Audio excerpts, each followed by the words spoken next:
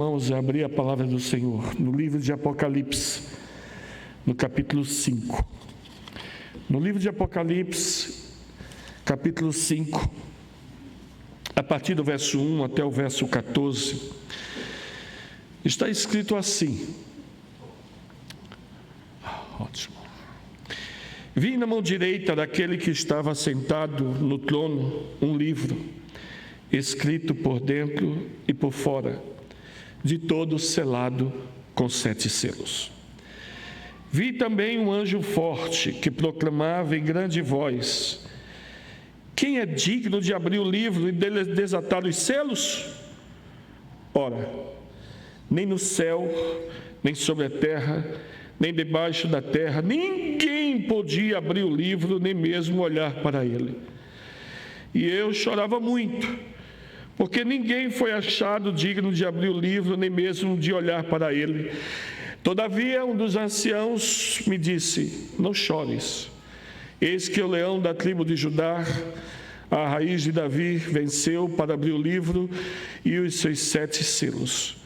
Então eu vi no meio do trono e dos 4 seres viventes, entre os anciãos, de pé o cordeiro, como tendo sido morto. Ele tinha 7 chifres, bem como 7 olhos, que são os 7 Espíritos de Deus enviados por toda a terra. Veio, pois, tomou o livro da mão direita daquele que estava sentado no trono e, quando tomou o livro, os 4 seres viventes e os 24 anciãos prostraram-se diante do Cordeiro, tendo cada um deles uma harpa e taças de ouro, cheias de incenso, que são as orações dos santos. E entoava um novo cântico, dizendo: digno és de tomar o livro, de abrir-lhe os selos, porque foste morto e com teu sangue compraste para Deus os que procedem de toda a tribo, língua, povo e nação. E para o nosso Deus os constituíste reino e sacerdotes, e reinarão sobre a terra.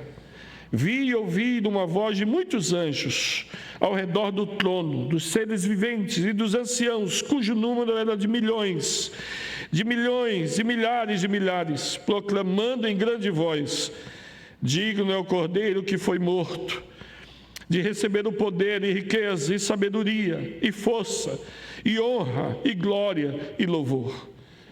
Então ouvi que toda criatura que há no céu e sobre a terra e debaixo da terra e sobre o mar e tudo que neles há estavam dizendo: aquele que está sentado no trono e ao Cordeiro seja o louvor e a honra e a glória e o domínio pelos séculos dos séculos.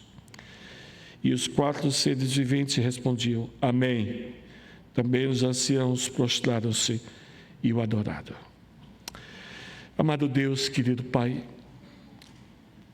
dá-nos a graça, Senhor Jesus, de ouvir a Tua voz. Dá-nos, ó Deus, a percepção, o entendimento das Sagradas Escrituras. Rogamos, ó Espírito Santo, que o Senhor possa ecoar, falar, exortar-nos, orientar-nos. Nós pedimos isso no nome precioso do Senhor Jesus. Amém. Eu preciso, antes de tudo, com vocês, ser muito mais sincero e honesto e dizer para vocês que eu não sou nenhum tipo de exegeta, não sou nenhum homem que se é classificado com bons comentaristas, nem nada, expositores, eu não sou. Agora, também eu posso admitir diante de vocês que eu sou um homem que eu quero ouvir a voz de Deus. Sou uma pessoa que eu quero ler as Sagradas Escrituras, tanto do seu início e do seu fim, e dizer: Senhor, fala comigo. Senhor, Tu me deste essa Tua palavra para que nós meditemos e tiremos dela lições preciosas e guardemos no nosso coração. Portanto, eu sei que o livro de Apocalipse é um livro muito difícil, com muita simbologia, com muitas figuras de linguagem, com muita dificuldade nas suas interpretações. Daí dá-se um vasto, linhas teológicas, comentaristas, denominações, muitas vezes surgem a respeito de uma interpretação. Portanto, nessa noite, venha comigo, caminhe comigo, com um caminho simples, leigo, lendo as Sagradas Escrituras para que nós absorvemos as verdades que estão nelas, sem entrar em nenhuma contradição. Volte comigo no capítulo 1, por exemplo. Nós precisamos ter essas motivações antes de nós meditarmos e entendermos o capítulo 5. Permita-me olhar com você a partir do capítulo 1, no versículo 1. O Senhor Deus não nos deu as Sagradas Escrituras dessa forma para que nós ficássemos complicados, perturbados, porque Ele diz aí no capítulo 1, verso 1, que é a revelação de Jesus Cristo que Deus lhe deu para mostrar aos seus servos as coisas que em breve devem acontecer e que Ele, enviando por intermédio do seu anjo, notificou ao seu servo João. Portanto, é a revelação de Deus. Deus está nos dando, ou deu ao seu servo para que compartilhasse, para que eu e você pudéssemos entender, abraçar, absorver essas verdades. Agora, é interessante que ele diz aí, que no versículo 2, o qual atestou a palavra de Deus e o testemunho de Jesus Cristo quanto a tudo o que viu. Então, João era uma testemunha. E aí, no versículo 3, talvez nós já pudéssemos ler e voltar para casa. Por quê? Porque diz no versículo 3 que bem-aventurado aqueles que leem, aqueles que ouvem as palavras das profecias e guardam as coisas nelas escritas, pois o tempo está próximo. Portanto, ele diz: feliz é o homem que lê as Sagradas Escrituras, que ouve as Sagradas Escrituras, que guarda as Sagradas Escrituras dentro do seu coração. Eu vejo tanta gente, sabemos tantas pessoas querendo ser felizes na vida, e fazem tudo e tudo para ser feliz. E aqui não há uma fórmula simples. Leia a palavra de Deus, ouça a palavra de Deus, e guarde a palavra de Deus no seu coração, e você vai ser feliz. Mas João ainda continua com essas experiências. Ele diz: olha, que eu recebi, ele teve uma visão extremamente gigantesca, enorme, porque ele estava na ilha de Patmos, diz no capítulo 1, verso 9: eu, João, irmão vosso, prisioneiro, companheiro na tribulação e no reino, na perseverança em Jesus, achei-me na ilha chamada Patmos, por causa da palavra de Deus e do testemunho de Jesus. Eu estou preso por causa do Evangelho. Eu estou aqui na ilha de Patmos, na cadeia, por causa da perseguição no primeiro século enorme. E pegaram os pastores e colocou lá, e os líderes colocaram na prisão, e João estava preso, preocupado quanto à igreja do Senhor Jesus. Se fizerem isso comigo, com certeza farão com o povo de Deus, com Dona Maria, com seu João, com aquelas pessoas que talvez não sabem nem se defender. O coração de pastor de João ficou preocupado com isso. E foi nesse momento que no versículo 10 ele diz: eu me achei em espírito no dia do Senhor, e ouvi por detrás de mim uma grande voz como de trombeta, dizendo: o que você vê, escreve em livro e manda às 7 igrejas, a Éfeso, Esmirna, Pérgamo, Tiatira, Sardes, Filadélfia e Laodiceia. O que você vai ver, escreva à minha igreja. Está ouvindo João? E João, desconfiado, havia muitos generais infiltrados, soldados, e ele disse: eu ouvi um barulho detrás de mim, e diz o texto que ele virou. É o que diz aí, no versículo 12: voltei-me para ver quem falava comigo, e voltado vi 7 candeeiros de ouro, e no meio dos candeeiros um semelhante ao Filho do Homem, como vestes talares, cingidos à altura do peito, com uma cinta de ouro. E aí passa essa visão glorificada do Senhor Jesus. Sua cabeça como cabelos eram brancos, como a alva lã, como neve, os olhos como chamas de fogo, os pés semelhantes ao de bronze polido, como que refinado numa fornalha, a voz como voz de muitas águas. Tinha na mão direita 7 estrelas, e da boca saía uma afiada espada de 2 gumes. O seu rosto brilhava como o sol na sua força, e quando eu vi, caí aos seus pés como morto. Porém ele pôs sobre mim a mão direita e disse: não temas, eu sou o primeiro e sou o último. João, não temas. Escreve para a minha igreja. Primeira coisa, a verdade que João percebeu é que o Senhor Jesus tem uma mensagem para a sua igreja. Ele disse: João, o que você vai ver e o que eu vou lhe dizer, diga para a minha igreja. E ele disse quais foram as igrejas, as 7 igrejas da Ásia. E eu não quero entrar em detalhes minuciosos quanto ao conteúdo das 7 igrejas, porque não é o nosso assunto. Mas permita-me mostrar algo a você. A igreja de Éfeso, veja o que diz: ao anjo da igreja de Éfeso, capítulo 2, verso 1. Ao anjo, capítulo 2, verso 8. Ao anjo da igreja de Esmirna, 2:12. Ao anjo da igreja de Pérgamo, Tiatira, ao anjo da igreja em Tiatira, Sardes, ao anjo da igreja, ao anjo da igreja, ao anjo da igreja. O Senhor tem sempre uma mensagem à sua igreja. O Senhor está sempre falando com a sua igreja, falando, exortando, orientando, guiando.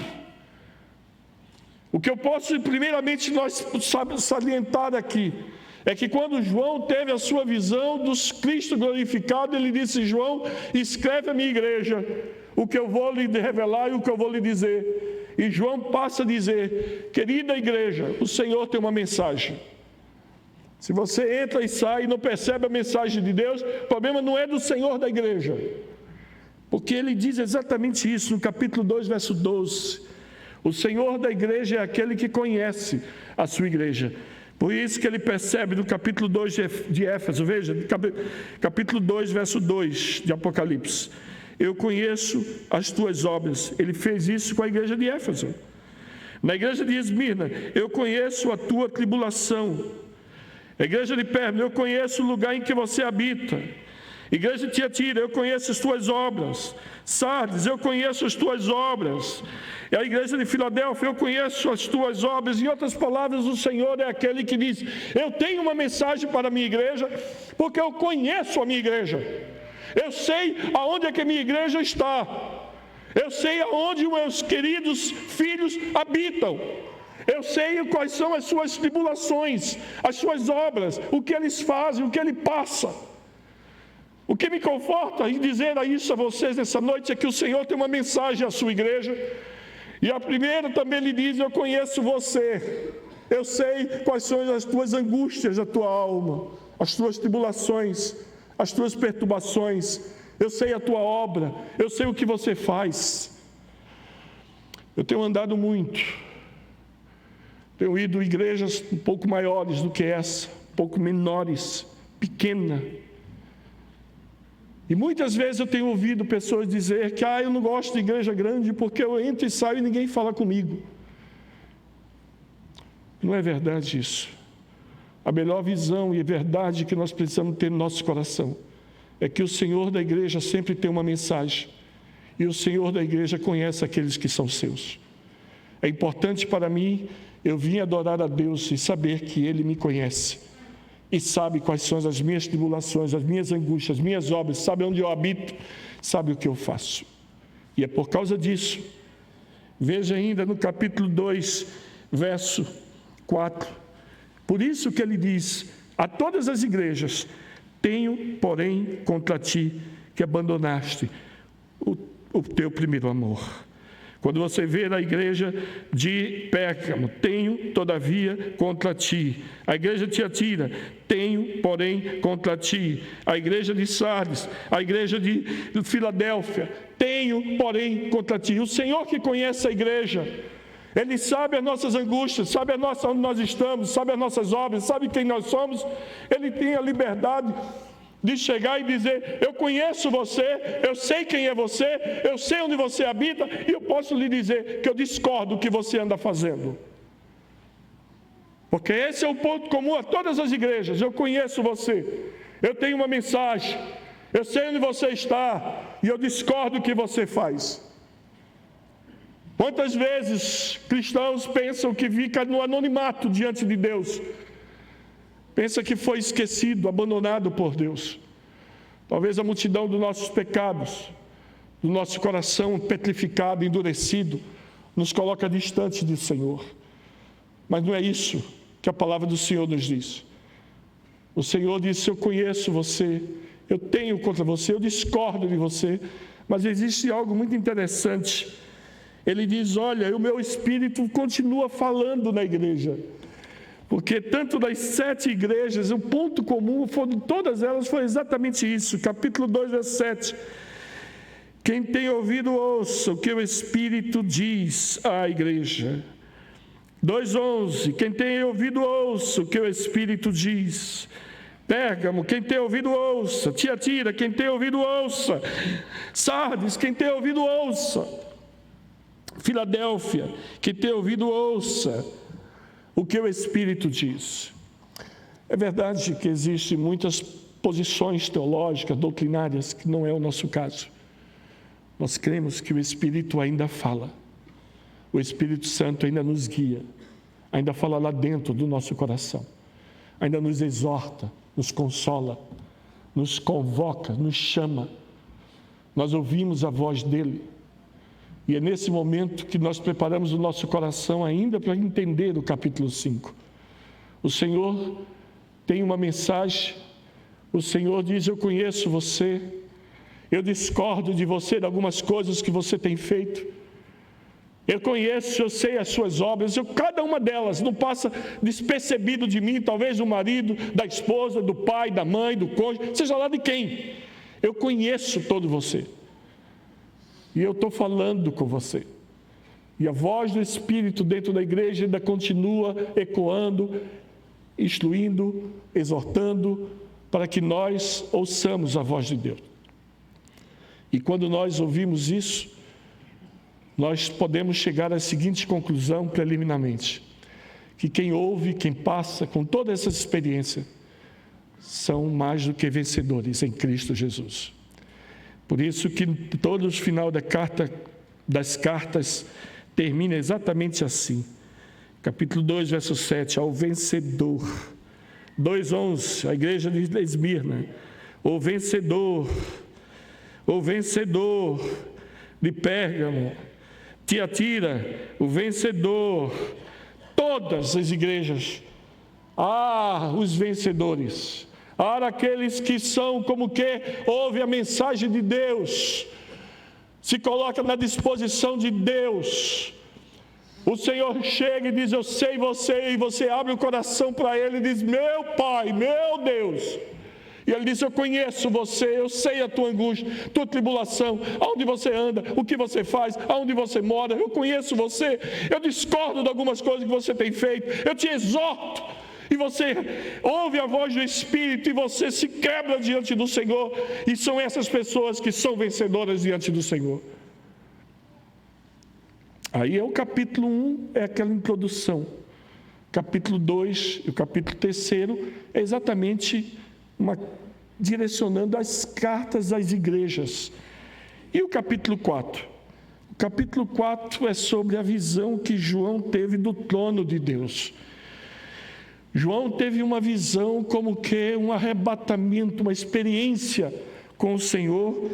Ele diz: depois dessas coisas eu olhei, e eis não somente uma porta aberta no céu, como também a primeira voz que eu ouvi, como de trombeta, ao falar comigo, dizendo: sobe para aqui, e te mostrarei o que deve acontecer depois dessas coisas. Imediatamente eu me achei em espírito, e eis armado no céu um trono, e no trono alguém sentado.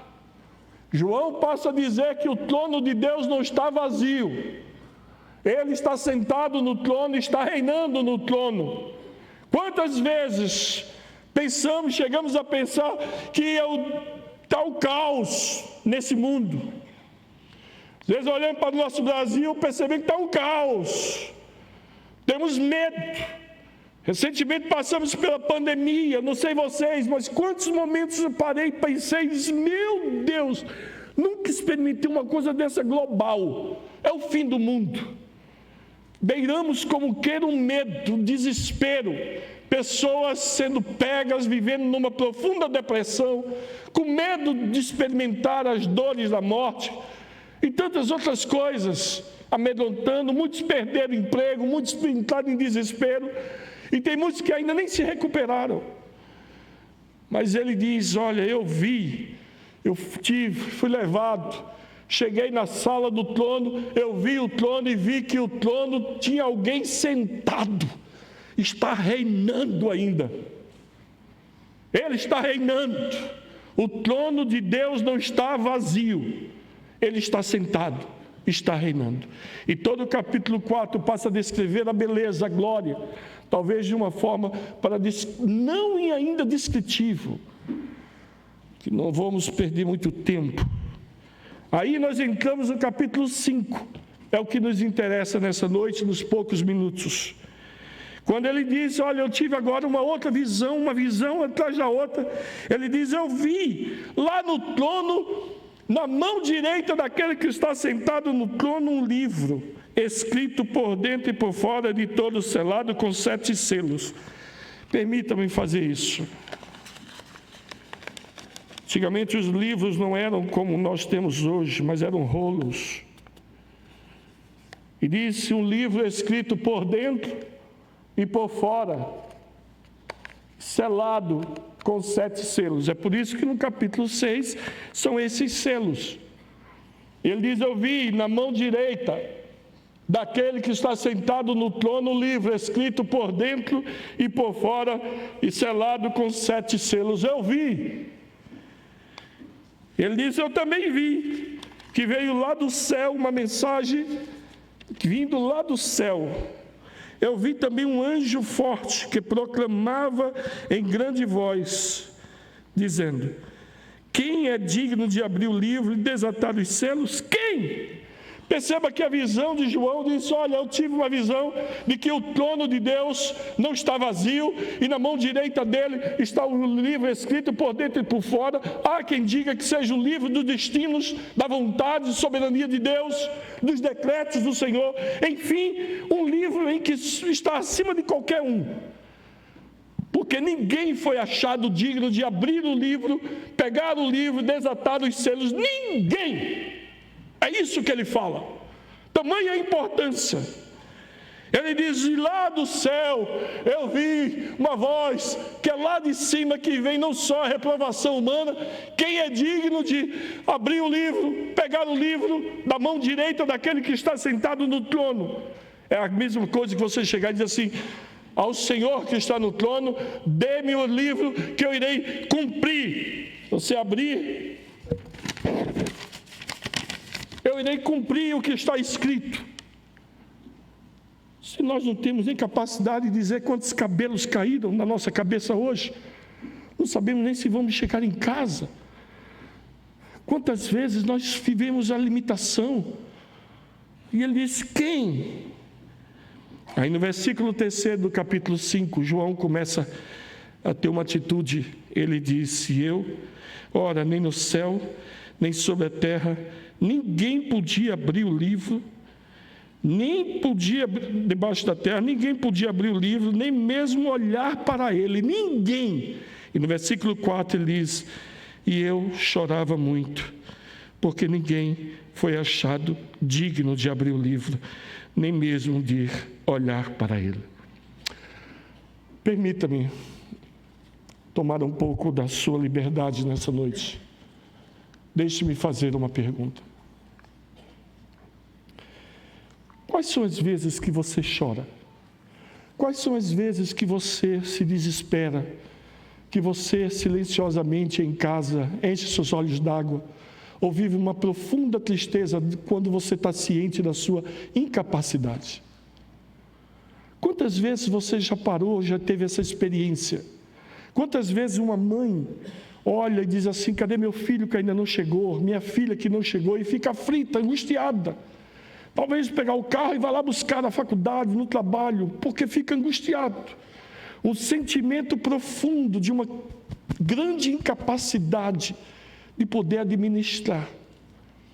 Ou quantas vezes você já experimentou isso? Ou talvez você esteja experimentando isso nessa noite. Todos nós, se não passamos, vamos passar por momentos assim.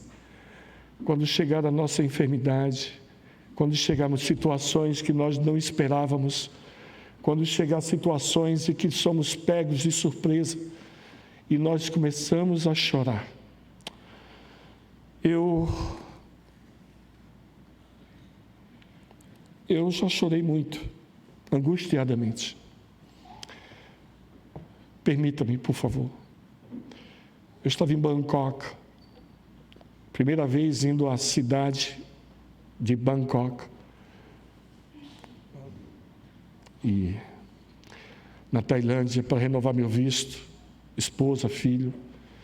Chegamos de madrugada, fomos para um hotel que todos os missionários iam, dava aquele endereço para todos os missionários, vai que fica perto da embaixada, e é bom, é barato. Cheguei de madrugada, meti a mão no bolso, tirei ainda cash, que eu tinha, espécie, paguei ali, cheguei às 2 horas da manhã, pagamos uma diária, para no 10 da manhã ter que sair, era uma diária. Paguei, eu disse, amanhã de manhã eu pago, é só para a gente dormir já. E quando foi pela manhã, eu fui pagar, e eu disse, eu vou pagar no cartão. Ora, há quase 25 anos, 20 anos atrás, e aí já era débito e crédito, e eu paguei. A mulher disse, olha, um momento só, eu vou aqui no banco de lado do hotel, que tinha um banco. Aí ela foi lá e ela voltou, e eu não sabia por que ela foi lá, porque ela não tinha maquininha, não tinha nada no hotel. Ela, venha.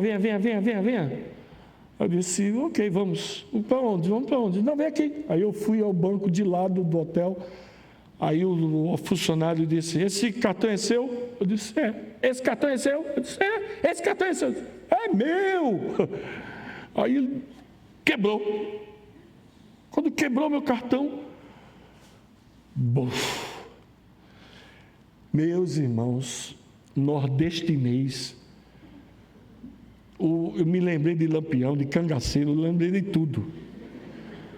Aí eu disse, oxe, saiu, foi natural. Eu disse mesmo, oxe, o que foi que houve? What's happened?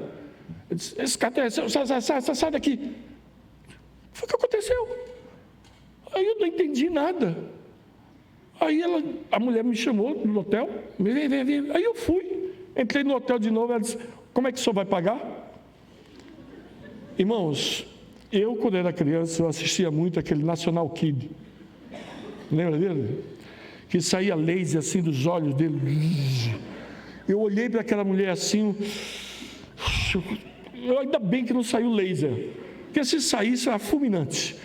Eu disse, um momento só, um momento. Ainda estava processando o que tinha acabado de acontecer. Subi, peguei aqui a carteira, sempre na carteira você tem $1, $5, coisas assim. Está lá na calça, tem uma coisa, juntando. Paguei mais uma última diária com o último recurso que nós temos. Aí eu disse, espera aí, agora eu vou voltar no banco. Quando eu cheguei no banco, eu disse, por que você quebrou? Porque ali estava todo o meu dinheiro. Ele disse, não, havia sem autorização de pagar. Eu disse, mas por que você quebrou? Ele disse, vai embora. Aí olha, irmãos, eu bati em cima da mesa assim, no banco, disse, eu vou voltar. Aí eu voltei, chamei minha mulher, aí voltamos, chegamos lá, eu disse, porque se eu for preso, ela vai saber onde é que eu vou estar. Aí quando chegou lá, e ele, e eu, Aí lá veio o gerente, o que aconteceu? Eu expliquei para o gerente olhou para o funcionário e Aí ele juntou a moça e fez, soli. Ele fala isso, o tailandês fala muito soli, parecendo cebolinha. Eu até na hora eu disse, aí, não sabe nem falar inglês. Porque eu estou zangado. Aí ele soli, eu disse, soli nada, você vai ter que escrever aí um pedido de perdão por escrito. Aí o gerente, ele desceu, lembra até aquelas máquinas da datilografia de IBM, que aquela com girador assim, bonita, e me deu. Aí agora eu estou saindo do banco com 2 pedaços, um cartão de crédito com 2 pedaços, sem dinheiro, e com uma carta de desculpa. Eu digo, eu não sabia o que isso ia resolver, mas tudo bem, eu vou lá, eu voltei. E quando eu cheguei, expliquei a Dulce, eu disse, olha filha, é o seguinte, tem que registrar a família logo, porque se perder passaporte, se você tiver registrado em um país, você consegue logo visto, o outro passaporte rápido. Vou registrar antes que aconteça mais coisas. Aí fui registrar e na embaixada eu perguntei, onde é que tem uma pousada cristã, alguma coisa, aconteceu alguma coisa comigo? Aí a moça começou a fazer perguntas, o senhor é missionário? Eu digo, sou. O senhor é da onde? Tal. O senhor é de que igreja? Presbiteriano. O senhor é da onde? Missionário aonde? E eu respondendo, eu já estava... Tá certo. Aí ela me deu um papel, um panfleto, e eu andando em Bangkok, é como você chegasse no Derby, olhasse uma guest house, uma pousada, no Derby, eu estou aqui no Derby, aí eu veio a próxima, ficava lá na Rua da Aurora, e lá vai eu, andando, chegava lá, não pode, está lotado. Eu digo, a próxima, a próxima, Ilha do Leite, assim, ping-pong. No final do dia eu estava suado, sujo, com fome, e eu cheguei no hotel, e eu louvo a Deus porque minha esposa não perguntou nada. Quando ela abriu a porta, eu entrei. Eu acho que pelo desânimo ela sabia que eu não tinha conseguido nada. Eu fui para o banheiro, debaixo do chuveiro, comecei a me molhar caindo, e quando caía aquela água fria sobre mim, eu comecei a chorar diante do Senhor. Eu disse, meu Deus, eu não tenho dinheiro, eu não tenho ninguém nesse país. Eu não conheço ninguém nesse país, Senhor. Eu não peço dinheiro emprestado, se eu tiver eu compro, se eu não tiver eu não compro, porque a obra missionária é assim, é pela fé, eu prometi ao Senhor. E ali, quando caía aquela água sobre a minha cabeça, eu chorava e dizia, o Senhor é meu pastor e nada me faltará. Buscar-me-eis e me achareis quando buscares de todo o coração. O Senhor é minha fortaleza. Ou eu comecei a citar textos e palavras do Senhor, enchendo o meu coração, assim como caía água sobre a minha cabeça, misturava e lavava meu rosto. E eu chorava, porque não tinha ninguém para pedir ajuda.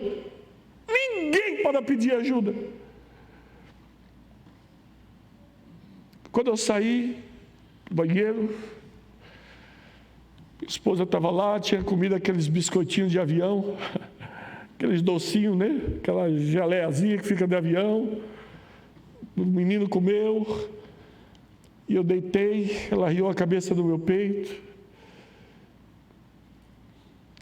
Eu disse, Senhor, essa noite vai ser longa, muito longa. Quantas vezes você chorou? Como é que você está hoje? O Senhor é aquele que tem uma mensagem. O Senhor é aquele que diz, eu te conheço. Eu sei onde você está, eu sei a tua angústia, eu sei a tua tribulação, eu sei as tuas obras. Eu discordo de você, mas ouça o que o Espírito está dizendo, porque se você vai ser vencedor. E eu, aquela noite, acordei, quando foi de manhã, vamos juntar essas coisas aqui, porque a gente vai ter que sair, para onde eu não sei, mas a gente vai ter que sair. O interfone toca, pam. Aí eu disse, ai, se for aquela mulher chata, desculpe, irmão, mas dá uma produção aí no... Ela disse, eu desci, tem aqui uma mulher aqui querendo falar com o senhor, por favor. Aí eu desci, quando eu fui lá, era uma moça. Disse assim, é ela aí. Eu digo, pois não. Aí ela disse, ela em inglês, perguntando se eu era missionário. Eu disse, sim, eu sou. O senhor é brasileiro? Eu disse, sou. Aí disse, o senhor é missionário aonde? Eu disse, na Índia. O senhor está fazendo aqui? Eu vim renovar meu visto, tal, E você? Ela disse, eu também sou do Brasil. Eu digo, gente, tu não fala português? Fala português, bichinha? Ela disse, você é da onde? Eu sou lá do Maranhão. Eu digo, oxe, do Nordeste. Mas vamos falar, filha. Ela, o que foi que houve? O que está fazendo aqui, filha? Ela disse, não, eu vim porque eu recebi um emprego. Eu queria ser missionária, mas abriu a porta para mim vir trabalhar aqui. Aí eu disse, não, eu vou ser missionário, eu vou trabalhar, eu vou fazer tenda. Você trabalha o quê? Eu sou secretária executiva. Mas desde que eu cheguei, eu só faço trabalhar, não faço nada mais, não tenho nem tempo para ir para a igreja. Tão cansada que eu estou. Aí eu disse, que bom, que bênção te conhecer. Ela disse, pastor, é o seguinte, desde o dia que eu cheguei aqui, Deus colocou algo no meu coração. E eu disse, Eu disse, desde o dia que eu cheguei aqui, eu separo meu dízimo e uma oferta para missões. E eu tenho guardado essa oferta durante muito tempo. A minha amiga que trabalha lá na embaixada disse que o senhor estava aqui e disse tudo, que o senhor se registrou, não foi? Eu digo, foi. Pois ela disse aqui, e antes de trabalhar, eu passei aqui falar com o senhor, pedindo a Deus que o senhor ainda estivesse aqui. Eu olhando para ela, disse,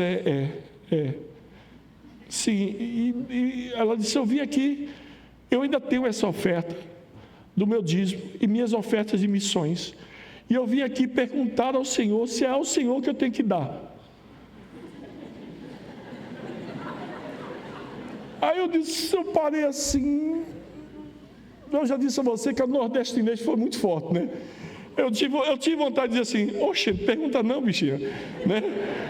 Fica à vontade, mas eu estava tão moído por causa de Deus naquela noite, aquele banho de chuveiro, aquela consciência da minha incapacidade, e saber que o Deus que chama é o Deus que cuida, é o Deus que capacita. Eu disse, por que você não ora a Deus? Porque foi Ele que mandou guardar, então pergunta a Ele se está na hora de dar. E naquela hora eu me lembro, ela um pouco baixinha de mim, eu estava orando. E quando ela orou, quando terminou de orar, ela levantou os olhos, olhou para mim e disse, pastor, é o Senhor que Deus disse para dar. Eu disse, Aí quando eu fiz isso, ela colocou aquele envelope gordinho, pesado. Peguei assim, quando olhei, a primeira coisa que me veio em mente foi, Deus é fiel. Deus é fiel. O Senhor está conosco. Deus é fiel. Ele nunca abandona os seus. E quando eu voltei ali, abracei aquela moça, foi embora. E ali depois eu paguei meu visto, comprei presente para os outros missionários, e dançamos, fomos para o McDonald's, falei tudo que não tinha. E depois eu disse, Deus, não é possível, é muito para mim. Vamos levar para o filho de tal um presente, vamos levar uma camisa para o outro missionário, vamos levar aquilo outro. Porque Deus é fiel.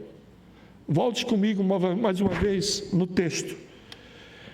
Diz o versículo 3, ora, nem no céu, nem sobre a terra, nem debaixo da terra, ninguém podia abrir o livro, nem mesmo olhar para ele. E eu chorava muito, porque ninguém foi achado digno de abrir o livro, nem mesmo olhar para ele. Aí depois ele ter chorado muito, diz o verso 5, todavia um dos anciãos me disse, não chores, eis que o leão da tribo de Judá, a raiz de Davi, venceu para abrir o livro e seus 7 selos. Não chores, porque há uma esperança, e essa esperança é Jesus Cristo. Pare de chorar, João. Do mesmo céu que vem a mensagem da nossa incapacidade humana, é de lá que vem a mensagem de esperança para mim e para você que me ouve. É de lá que diz, eu sei quem é você, eu sei a tua tribulação, não se desespere, há uma esperança, que essa esperança é Jesus Cristo, é o Senhor. Muitas vezes eu ouvi o Hernandes e tantos outros dizendo que o Brasil, Jesus Cristo é a esperança do Brasil, e eu ficava imaginando como está aqui, quando nós olhamos para Ele, que Ele venceu, porque diz aí no versículo 6, só depois da mensagem do céu é que ele diz, então eu vi no meio do trono e dos 4 seres viventes, entre os anciãos de pé, um cordeiro como tendo sido morto, e ele tinha 7 chifres, bem como 7 olhos, que são os 7 Espíritos de Deus por toda a terra. Permita-me aqui entrar com você só nesse detalhe. Nós sabemos que o número 666 não é o número 7. Que o número 7 assim como muitos interpretam, que seja uma perfeição. Se olho é para ver, e são 7 olhos, dá a entender que ele tem uma visão perfeita. Não é isso? Porque veja o que aqui diz, seres viventes, ele diz 7 olhos, ele tinha 7 chifres. Chifres dá a ideia, no livro do Apocalipse, que é sinônimo de força. Quando diz que ele tem 7 chifres, ele tem toda a força, 7 olhos e 7 espíritos, possivelmente uma alusão aos atributos incomunicáveis do nosso Deus e do Senhor Jesus, porque ele diz que ele é o Todo-Poderoso, ele é aquele que é onisciente, ele é aquele que é onipresente. Portanto, o Senhor que venceu, ele tem poder de fazer todas as coisas, ele conhece todas as coisas. É por isso que ele diz: eu sei quem é você, eu sei onde você faz, o que você anda, a sua tribulação, a sua angústia, eu conheço você. Portanto, quando ele diz: pare de chorar, que o leão da tribo de Judá venceu para abrir o livro e desatar os seus 7 selos, aí ele parou e disse: então eu vi que andava no meio da igreja o Cordeiro como tendo sido morto, todo poderoso, onisciente, onipresente. Portanto, permita-me, estamos caminhando já para o fim. Como está você? Não saia daqui do jeito que você entrou. O Senhor tem uma mensagem, a mensagem é: o trono não está vazio, não. Ele conhece você, Ele pode intervir na sua vida, Ele é o Todo-Poderoso, Ele sabe você, Ele é onipresente, Ele vai caminhar contigo. E diz mais: porque Jesus venceu, há esperança, então faz sentido para nós orarmos. Talvez aí seja exatamente isso. Para nós orarmos ao Senhor. Veja o que é que diz o verso 7 em diante. Veio, pois, tomou o livro da mão direita daquele que estava sentado no trono. E quando tomou o livro, os 4 seres viventes e 24 anciãos se prostraram diante do Cordeiro, tendo cada um deles uma harpa e taças de ouro, cheias de incenso, que são as orações dos santos. Então faz sentido para nós orarmos a Deus, porque a minha e a sua oração não vai ser dispersa, perdida, mas quando eu levanto o meu clamor, a minha oração ao Senhor sobe como um incenso diante dEle, e é colhido diante do grande Deus que venceu, ao Senhor dos senhores, que é aquele que é a esperança da minha alma, aquele Deus que é fiel, que acompanha, que está comigo em todos os momentos.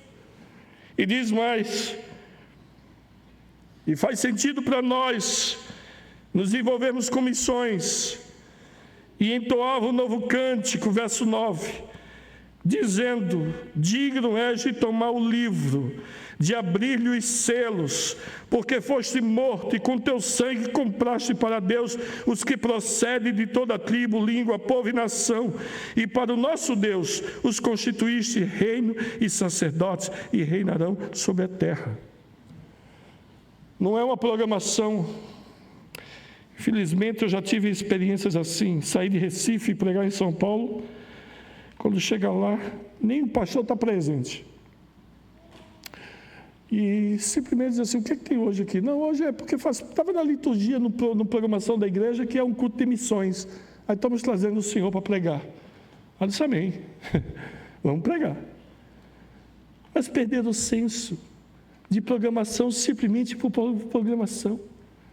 A missões faz parte de uma igreja que tem consciência de que Jesus venceu e que com sangue comprou para Deus, para si, povos de toda língua, nação, tribos.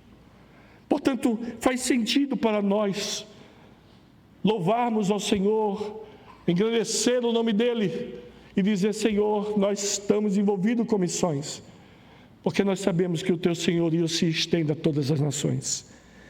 E ainda mais, faz sentido para nós consagrarmos a Ele tudo que temos e tudo que somos. Diz o verso 11: vi e ouvi uma voz de muitos anjos ao redor do trono, dos seres viventes e dos anciãos, cujo número era de milhões, de milhares, milhões e milhares e milhares, proclamando em grande voz: digno é o Cordeiro que foi morto de receber o poder, a riqueza, a sabedoria, a força, a honra, a glória e o louvor. Então ouvi que toda criatura que há no céu e sobre a terra, debaixo da terra e sobre o mar, e tudo que neles há, estavam dizendo: aquele que está sentado no trono e ao Cordeiro, seja o louvor e a honra e a glória e o domínio pelos séculos dos séculos. E os 4 seres viventes respondiam: Amém. Também os anciãos prostraram-se e o adoraram. E todos nós, nessa noite, respondemos: Amém. Deixe-me convidar você para baixar a sua cabeça, fechar os seus olhos. Eu quero convidar você a se render diante do Senhor, a você dizer: Senhor, Tu podes todas as coisas. Senhor, Tu és aquele que Tu venceste, Senhor. Tu sabes onde eu estou, Tu sabes o que eu passo, o que eu estou vivendo, o que eu estou passando. Eu vim nessa noite e eu ouvi de que o trono dos céus, do Senhor, não está vazio. O Senhor continua sentado, reinando para todo sempre. Ore a Deus, consagre o seu coração ao Senhor, renda-se a Ele. Ele tem poder de fazer muito mais aquilo que pedimos ou pensamos. Ele tem 7 chifres, Ele é o Todo-Poderoso. Ele tem 7 olhos, que Ele conhece você, sabe o que está passando. E os 7 Espíritos perfeitos, a onipresença, acompanhará a cada um de nós. Feche seus olhos, ore ao Senhor, consagre-se a Ele.